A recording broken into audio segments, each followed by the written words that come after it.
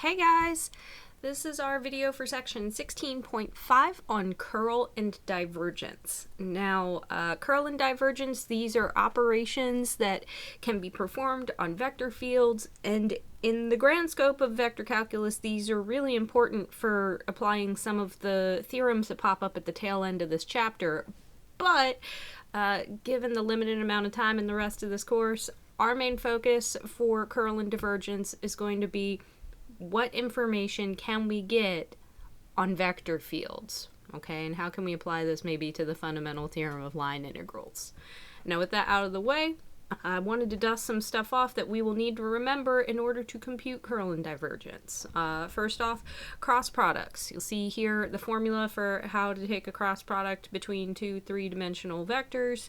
Remember, you cannot cross vectors of different dimensions. We also don't have a cross product formula for two-dimensional vectors. This is specifically a 3D thing, and the formula looks like this guy. Now, if you've seen linear algebra or know what a determinant is, the formula for that cross product comes from the determinant of this matrix. However, remember there was that mnemonic that I gave you guys for how to compute these, where I could, let's see what's going on with my pen here, where I could just copy over my vector or my components in it with the first term repeated, okay, and do the same thing for this second vector. And to figure out what's going on in each component, well, if you want to know what's going on in the first component, I'm going to scratch out that column. It appears twice. And then I could subtract the product of the diagonals, okay, so this cy minus bz, this is where that comes from. If I was worried about figuring out what's going on in my second component, I'll scratch out that column and then worry about taking the difference of my product of diagonals. This is where my az minus cx comes from in my formula, and so on and so forth, okay? So, we know how to take cross products. We hopefully recognize that if you take a cross product, cross product of two vectors gives you another vector back. Okay, so we do expect a vector result. And then the other operation that we need to dust off, this is the one that goes a little bit faster, is the dot product of two vectors. Okay, this was the product operation where you take a product between two vectors and you get a scalar result back. You'll notice there are no pointy braces on this thing. This is basically a scalar quantity plus a scalar quantity plus a scalar quantity, which gives you, surprise, a scalar quantity. Okay, so those were the two multiplication operations that we talked about at the beginning of the semester. And then a final thing that I'll want to dust off before we really get into curl and divergence is the idea of the gradient. Okay, we've seen gradients before. These are operations that we can perform on scalar functions. So if you have a scalar function, the way that we defined the gradient was basically you take a vector that contains all of the partials for that function. Okay, so if I have f of x, y, z, this is a function of three variables. There are three partials I can take for that. If you stick them in order in a vector, that's your gradient right there. Okay, so regardless of which notation I choose, the Newton or Leibniz, doesn't really matter. My vector with all my partials in it is my gradient. And side note for these last two operations, I had said cross products only work for 3D stuff. Dot products, we can do this with 2D vectors. We can do gradients with 2D vectors also. Just because I didn't write out the formulas for these doesn't mean we can't do them. Okay, so do remember there are 2D variants for both of these things. Now, with all of that old stuff out of the way, what's the new stuff? Well, the reason that I brought up the gradient is because of this little symbol right here, okay? I've mentioned this is sometimes referred to as the del symbol, or the del operator. So I want to be a little bit more specific about what I mean by that funny little upside down triangle, okay? So if I wanted to set this guy up as an operator, I don't really know what's going on with my my font here, why that's red, but whatever. if I want to set this guy up as an operator, what I'm going to go ahead and do is just define that anytime that I see that little upside down triangle, I'm going to take it to mean this vector where I have all of my desired partials that I could potentially take for a function. Now, I'll go ahead and note, this is obviously for my 3D case. If you have the 2D case, you don't have, the DDZ on the end. Okay, so I'm going to go ahead and note, here I would probably want to use this guy for 2D.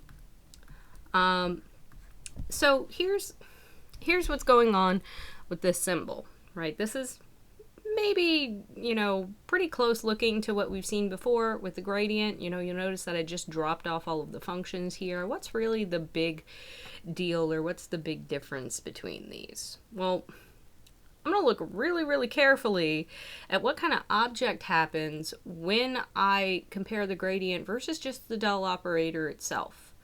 Now notice, if I'm saying df dx, df dy, df dz, yada yada, all of those are functions, right? So the gradient, that's going to be this vector that contains a whole bunch of functions on the inside of it. Okay, so this gradient, we've said anytime that you've got a vector full of components that are functions, that's a vector field. This guy down here, though, there are no functions that I have actually been instructed to derive. There are no partials that have actually been taken because there are no f's in here.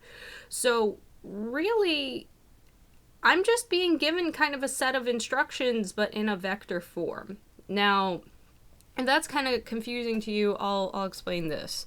We maybe might not use the word operator a lot. What I mean by operators is it's just a symbol that gives you an instruction to do something, right? So like the plus sign is an operator that tells you to add. The integral symbol might be an operator that tells you to integrate. Here, we've got a symbol that's containing a bunch of instructions here. In this vector form, we've got something that says here I need to take a partial with respect to x, here with respect to y, and here with respect to z, or in the 2D case, you throw the last one off the end. Now, what we have to be careful with is how am I applying this operator to whatever object that I'm going to be using it with, right? Now, we've seen this before, right? We have talked about gradients. So as kind of a primary example, if I think about scalar multiplication, right? So if I just do scalar multiplication of this operator with a function, okay? If I just do scalar multiplication of this guy with f, here's how we translate this operator into the gradient, right? If I rewrite what that upside down triangle or that del symbol is supposed to mean, I've got this x partial, this y partial, and this z partial that I am multiplying by a scalar function f. We assume that we take gradients of scalar functions. Well, how scalar multiplication works is we just pass whatever the scalar is through this vector, and it almost looks like you're distributing it onto each of the components, right? So if I do that, multiply f by everything, it looks like I'm taking a partial of f, another partial of f, and another partial of f, and really this is exactly my fx, fy, fz vector that we've expected, right? This is df dx, df dy, and df dz. So we've actually seen this before, right? This is how we defined the gradient in the first place. I just didn't treat it like I was doing scalar multiplication of a vector operator with a function. Now, the reason that I reminded you guys of how the cross product and how the dot product worked before I brought this up is we are actually going to get different results. Okay, I'll go ahead and note this. We're going to get different results from combining this new operator from combining this del operator with both my cross product and my dot product. Okay, and what I want to do is talk about how those work today. Okay, so I'm going to go ahead and kind of start out with the hard one first. We'll talk about curl. Okay, now how curl works is this. If you've got a three-dimensional vector field, so I'm specifying this does have to happen in R3. If you've got a three-dimensional vector field and your partials all exist, they will for pretty much any function I give you. Your curl of that vector field happens when you just take your del operator and you cross it with whatever your 3D vector field is. Now, we denote curl just by writing the word curl in front of the vector field that you were trying to take curl of. And this notation here actually should make sense, because if I'm assuming I've got a 3D vector field, I'm assuming that my del operator is also going to be 3D. This is going to be the one that has a ddx, ddy, and ddz in it. And here, if that's a 3D vector and f is a 3D vector field, I've basically got two 3D vectors that I want to cross with each other. And that's a totally perfectly defined operation that we can apply, right? So if I want to think about it in the matrix notation, I can set it up this way. And, you know, if you wanted to do your shorthand, you know, you could set it up that way as well. But at any rate, what happens when you actually work all of this out is when you go to multiply these objects, kind of like before, when I took my partials and took those operators and multiplied them by f, that just meant take that partial of that function. Here it's the same way, right? So if I wanted to do kind of my shortcut here, you know, my d dx, d dy, d dz, and d dx vector, pair this with my vector field pqr. What's going on in the first component? Well, in the first component, we are worried about this difference of my products from my diagonals, and those diagonals are going to suggest that you take a y partial of r and a z partial of q, which is what we wrote down here. And you can just apply the same, you know, sort of shortcut trick to figure out what's going on in the second and third component. Okay, so this cross product that we are taking is actually instructing us to take a bunch of partials and a bunch of differences here. Now, with that said, why would I do this? You know, cross products are kind of a pain to deal with. They're long to compute. That was a messy looking formula. What is this thing going to tell me? Hopefully something useful if I'm going to bother to crank all of that out in the first place. Well, it tells you the tendency of a vector field to rotate around a point. Now, in some of the, you know, examples that I gave you guys in that vector field section, I had you plot a couple of these. Usually we would have like a computer program do that for us because it can get really messy really fast. You notice that some of those vector fields kind of had this thing where they looked like they were spinning or swirling a little bit. This is what my curl is going to tell me. Now, remember, if you cross two vectors, we get a vector. And vectors are supposed to be things that have both magnitude and direction. Well, if you look at the magnitude of your curl vector, this is basically going to tell you how strong that rotation is, right? How strong your rotation is. So basically, if you have something that's a really large number back for your magnitude, this is going to indicate that you have more rotation in your vector field. Now, on the other hand, if you get something that has like a 0 magnitude, so if you get the 0 vector back, you're not getting a vector field that looks like it's spinning or swirling at all whatsoever. Now, vectors also have direction. How does that factor in?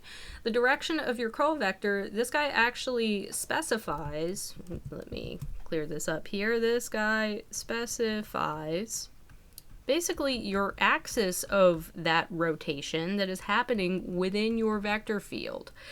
Now, notice that this thing is potentially a function, So that means that at different points you could plug this in and get different vectors. What that's suggesting is that if you have any sort of spinning motion or rotational motion in your vector field, it doesn't necessarily always have to be swirling around the same axis. You know, you can have little eddies or things happening at different places in the vector field. Stuff could be swirling locally in different directions, and that's fine. This guy specifies axis of rotation, and I'll be even clearer about that rotation in your vector field. We're going to use the right hand rule. It's been a while since we've used that phrase here. What I mean by the right hand rule is this. Okay, so this is a slightly different variant of my my right hand rule. What I'm going to do is we'll picture that we have our right hand here. Pardon my crappy drawing. So notice that here, I'll go ahead and note your thumb, this guy points along your axis of rotation. And what you're going to go ahead and do is actually close up the fingers of your right hand. So think about doing something like this. Okay, so here's your nails here. If you still have that thumb pointed outwards, what happened is when you went to close your fingers on your right hand, you'll notice that you sort of had to rotate them inwards. You know, your fingers curl towards the direction of the rotation in your vector field, right? So these guys curl towards your direction of rotation. That is how the right hand rule specifies the rotation given by whatever your curl vector is. Now, with all that out of the way, let's actually crank this out for a vector field. Maybe see if we can actually get a picture of how this works. I'll have you compute the curl for this particular vector field. We've graphed something kind of similar to this before, so I'll go ahead and kind of give you a spoiler on what this looks like. All of your cross sections, right? So cross sections that are parallel to the XY plane, they're all going to look like this, okay? They're going to look a lot like this guy, okay? So this was, we drew something kind of similar in class a while back, right? Now the reason that I specify the cross sections here, notice that your z component on this thing is 0. That means that any of the vectors in this three-dimensional vector field, they don't have up-down motion, okay? So everything is kind of happening laterally here. And if we graph this, hopefully y'all can kind of see it does look like there's some spinning motion happening here for this particular vector field. So let's see if we can eke that out by taking the curl, right? So if I want my curl of this vector field, I did say that we needed to take that del operator and cross it with f. So this basically means that I'm taking that d dx, d dy, d dz operator, and I'm crossing this with minus y x 0. Okay, now if you do need to do your scratch work to, crank this out, if that's the way that helps you figure out cross products, that's totally fine. You do you.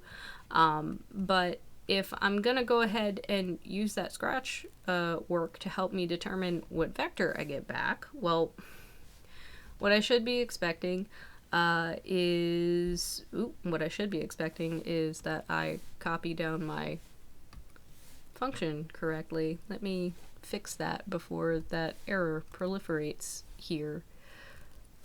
Let's go ahead and do that. Okay, so now this is set up for me to take my cross product. I'll go ahead and note in this very first component, the diagonal that I'm worried about is taking a y partial of 0. I will get 0. And then I have to subtract off what happens when I take a z partial of x. I get 0. For my second component, I'm going to scratch out that second column and look at the remaining box over here. I need a z partial of y minus an x partial of 0. This looks kind of like what happened last time. And for your third component, if you scratch out that third column and then worry about the remaining box up front, you actually need an x partial of x. Well, that's non-trivial. You get 1. And then I have to subtract off what happens when I take a y partial of negative y. So I am subtracting off a negative 1.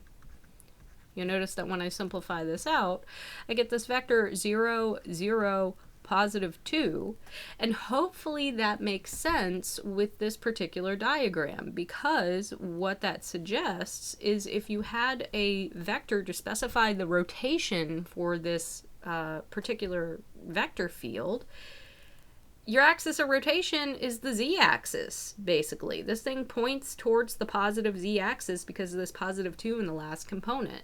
And if you think about that, you know, if these are all of our cross sections, this totally lines up with what we said should happen for my right hand rule. Okay? I'm going to have us try another one of these just to kind of get the feel for the curl one more time.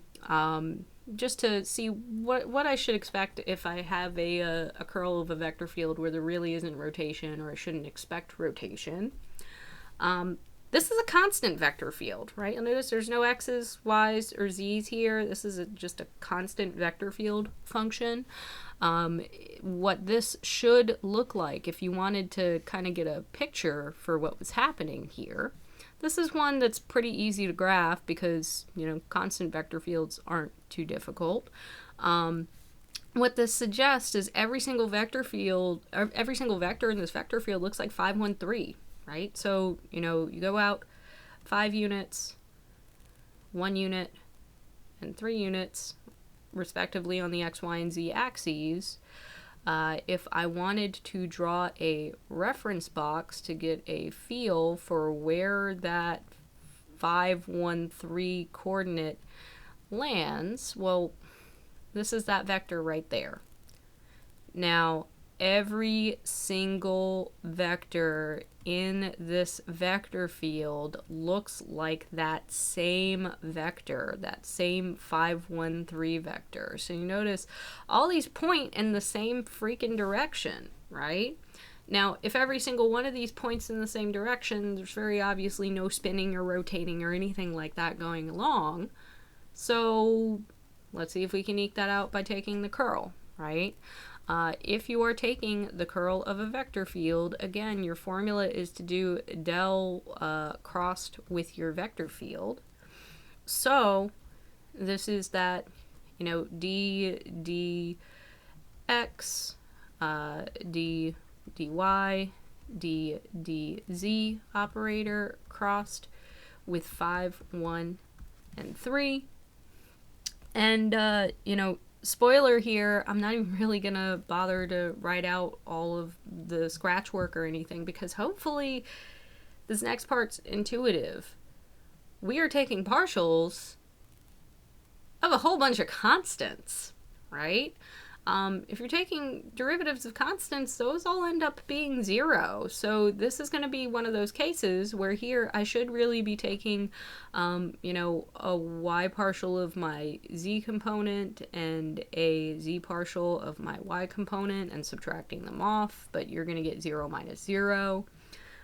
Similarly, here in this next spot, you should be taking a z partial of your x component and an x partial of your z component. Those are going to cancel out. So basically, this is all a bunch of zeros here, right? We got the 0 vector back. And again, the magnitude of your vector specifies the intensity of your rotation, and this basically means 0 rotation here. So you got back exactly what we expected.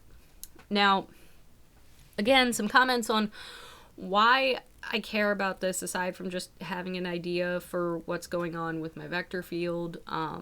You know, some other stuff that may be useful for me to know, you know, when I'm working with some of my line integrals. I'll point out the following theorem. if you've got a scalar function that has continuous second partials, when you take the curl of its gradient, you get the zero vector back. Okay? Now, the idea for this, there's actually two ways that you can view this theorem. Idea number one, you may have noticed when I was talking through the last problem that there were these cases where in each of the components I would have to pair up the mixed partials in a way, right? Like I worried about taking a y partial of a z component and then subtracting off a z partial of a y component. So it's kind of like, me taking the mixed partials in reverse order. So basically what's happening if you just work out the algebra, right? If you just grind through all of those nasty partials and write everything out, if you work out the algebra, what is really happening is a whole bunch of cancellations of those mixed partials, right? Of mixed, I could write this here, mixed partials. So basically things like, fyz minus fzy, those should be the same thing. If you have continuous second partials, they're all canceled out, you're going to get the zero vector back. Now, that's maybe not a terribly satisfying proof to just brute force the way that you think about it, so I would also like to pose kind of the conceptual idea instead of why this works.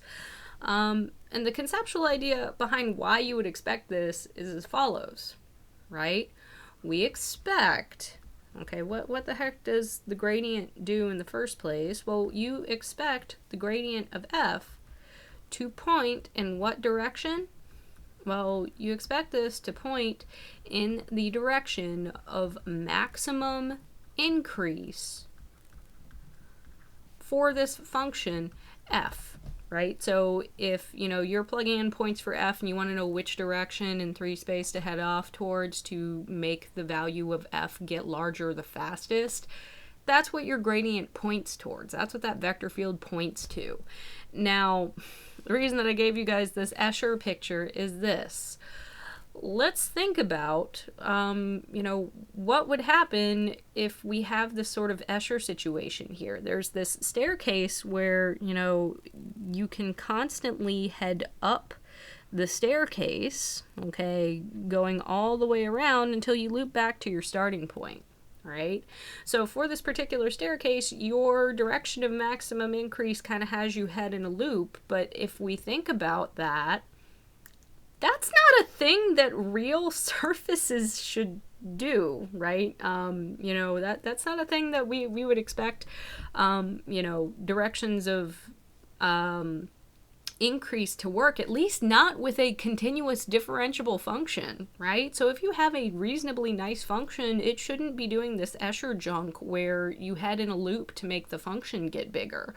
So what that's suggesting is if you go to plot this gradient vector field, your direction of maximum increase shouldn't have you going in circles, right? You shouldn't expect spinning motions out of those gradient vector fields. So if you don't expect any sort of rotation in a vector field, we're going to expect a curl of 0. Okay, so that's kind of maybe a little bit more satisfying conceptually than grinding through the algebra.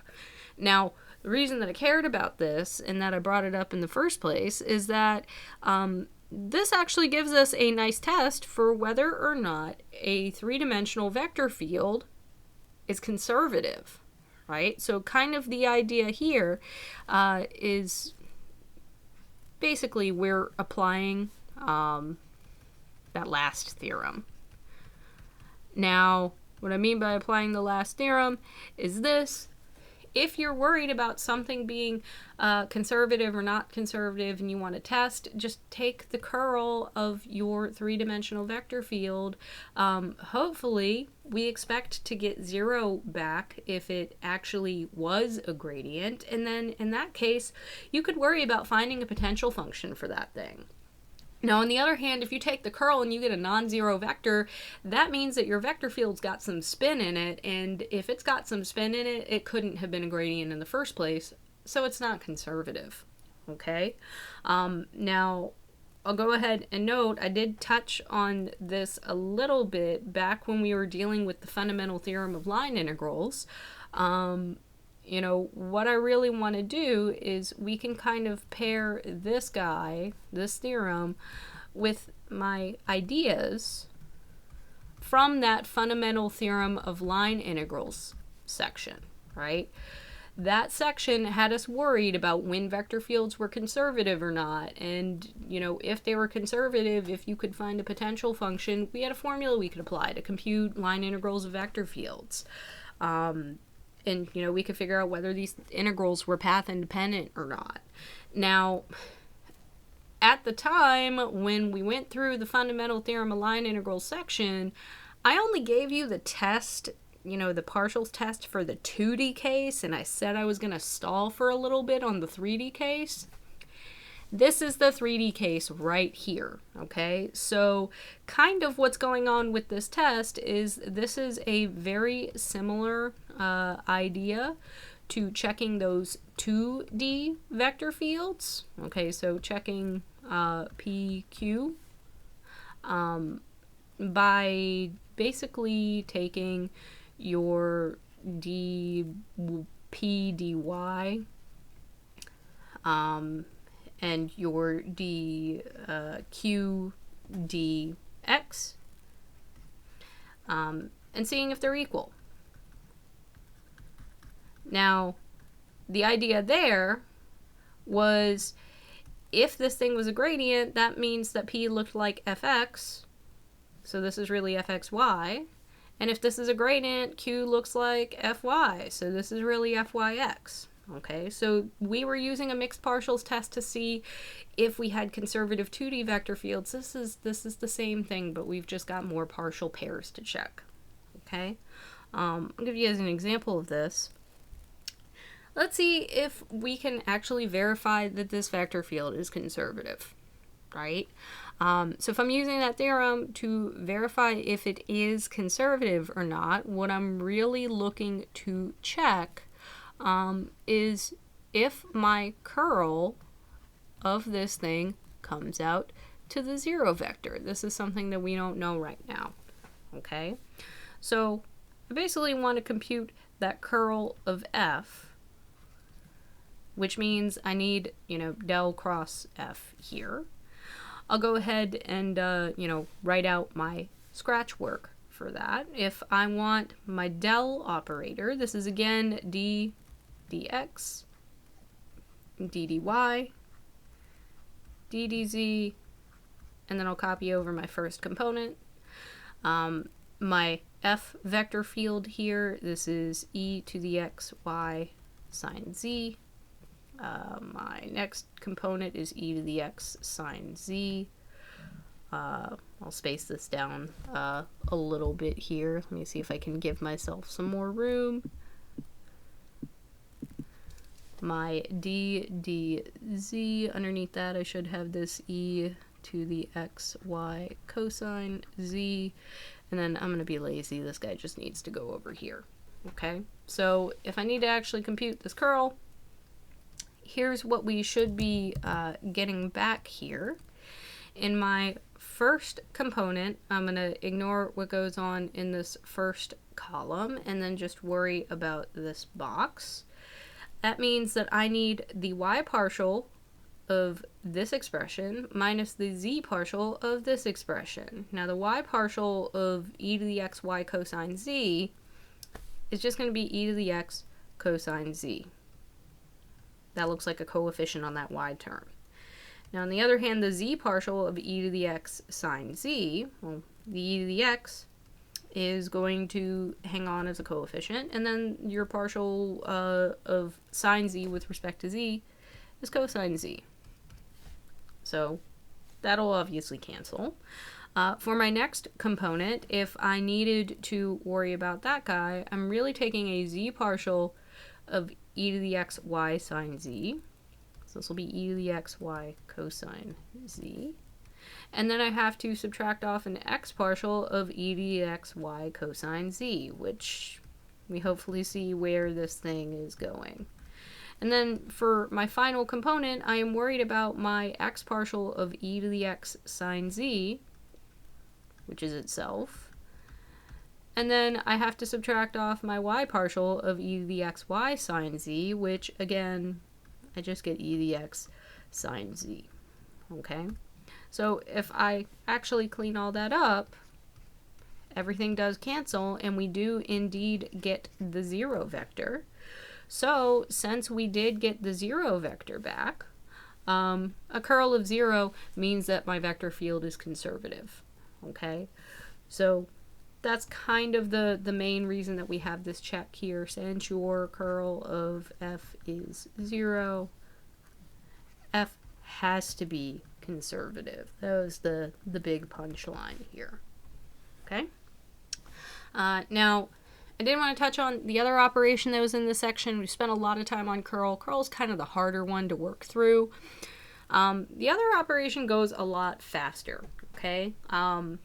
If we've got a vector field on R3, and if your dp, dx, dq, dy, dr, dz exist, if those guys exist, then your divergence is given by this expression. Now I will note you can take divergence for 2D things, but we are by and large going to mostly be working with three-dimensional vectors. So we'll mostly be sticking with this formula. Okay, so again, the way that this works out is I'm manipulating this del operator. Remember we said del stands for ddx, ddy, ddz. I'm taking a dot product instead of a cross product this time. Now remember, the way that the dot product worked is when you go to take a dot product, you multiply everything out component by component by component, and then you sum everything all together. So what you should be expecting here is if I multiply ddx with p, well, that's really telling me to apply the ddx operator to p. So I want to derive p with respect to x. Similar idea, I want to derive q with respect to y. And then for my last components, I want to derive r with respect to z. Now the short way to think about this, if you're trying to take the divergence of some sort of a vector field, is basically when you look at that vector field, whatever component location you have that scalar function in, derive it with respect to that particular component's variable, right? So p is in the x slot, I want to derive that with respect to x. Q is in the y slot, I want to take a partial of that with respect to y. And r is in the z slot, I want to take a partial of that with respect to z. Okay, take all of those partials and then sum everything up together. Please don't forget that your dot product is a scalar, not a vector. There are no pointy braces here. This should spit out some sort of a scalar function. Okay, so I'm going to go ahead and make that observation here. This guy is a scalar result. Okay? Now, we've got the idea of how to compute it. What does it tell me? Why do I care? Well, the information that this tells us about vector fields is a little bit different from the curl. What it tells you is the tendency of the vectors in your vector field to either be spreading outwards or pointing inwards, right? So do your vectors point kind of like they're spreading away from each other, or heading outwards from a point, or does it look like they're all pointing inwards towards a point? Now, if you've got a positive result for your divergence, this means that your vectors are going to be kind of pointing outward.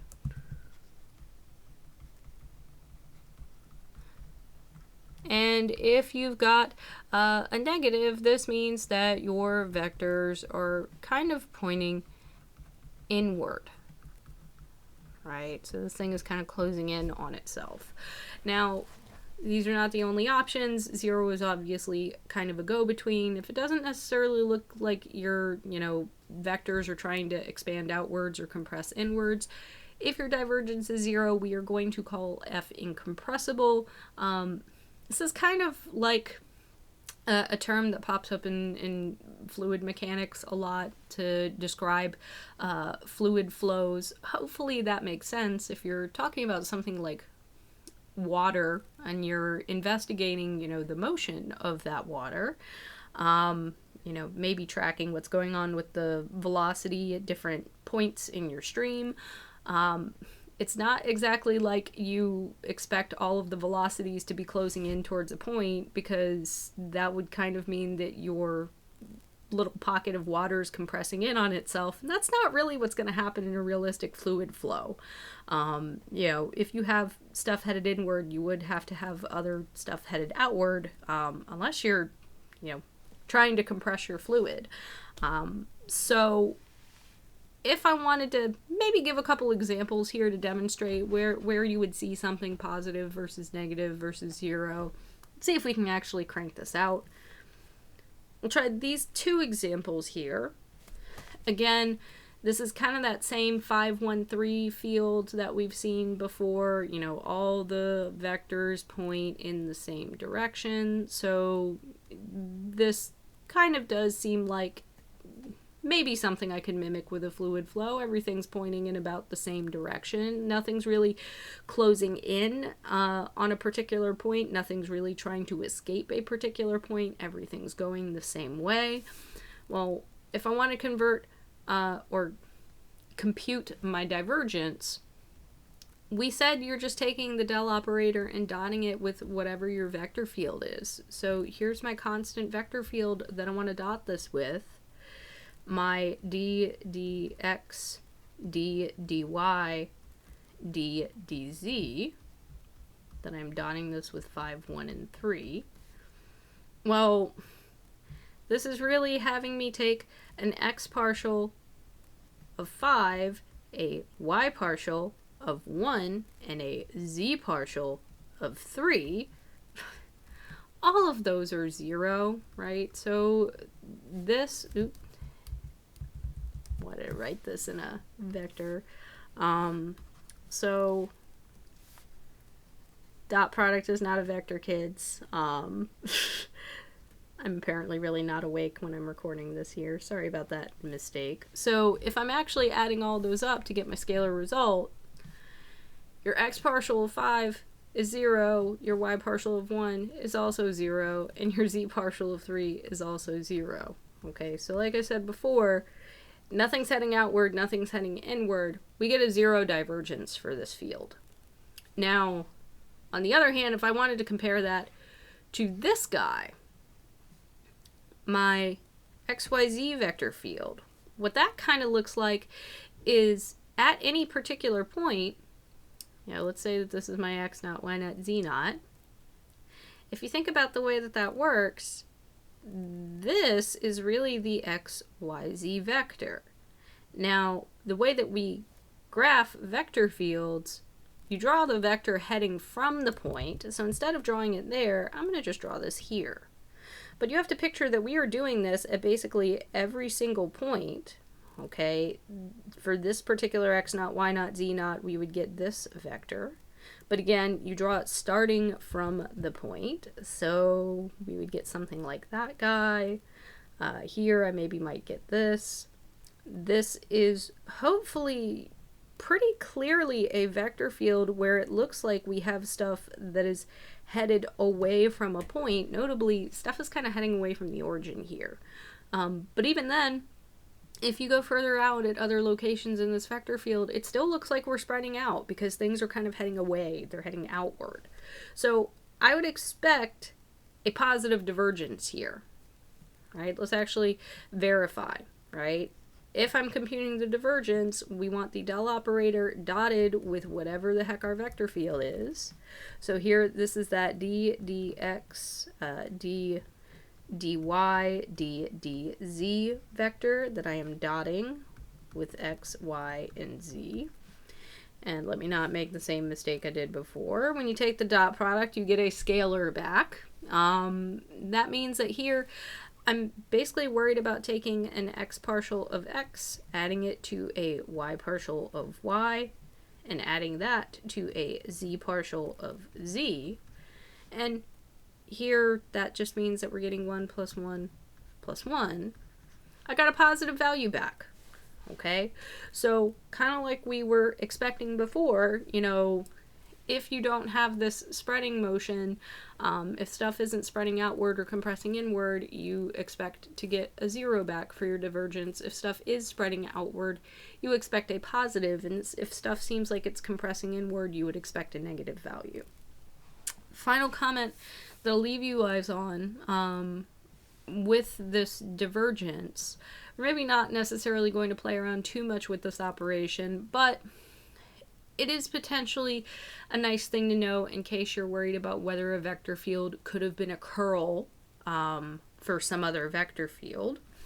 What this theorem states is this: if you've got a vector field that you can take second partials of, what you should expect is that when you take the curl of a vector field, and then whatever you get there, you take the divergence of it, you should expect to get 0 back.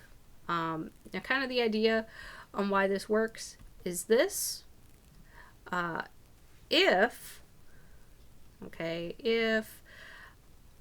my vector field, let's say that this has some sort of a non-zero divergence, right? So if F has non-zero divergence, let's say maybe I have something that looks a little bit like this. Think about, you know, what's going on with your axes of rotation here, right? So I'll actually, maybe instead of talking about my original F, let's say if my curl of F, if this guy had non-zero divergence, if this guy was my curl of F vector field, curl is supposed to specify which way your vectors in the original F were rotating, right? Remember the whole right-hand rule business.